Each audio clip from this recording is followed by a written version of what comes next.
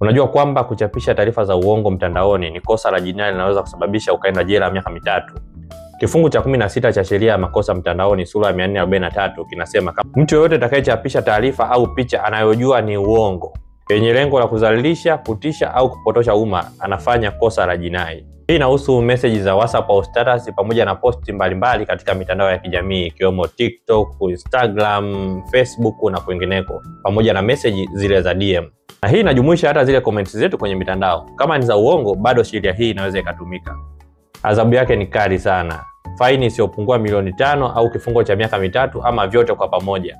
Kwa hiyo ukiposti habari tu ya uongo kuhusiana na mtu au taasisi, unaweza kujikuta umeishia mahakamani. Hakuna anayebisha kuwa mitandao ya kijamii ina nguvu kubwa sana, lakini nguvu hiyo inakuja na wajibu. Hivyo kabla hujaandika au kushare kitu, hakikisha ni kweli. Ukipotosha umma, sheria hii itakutia hatiani.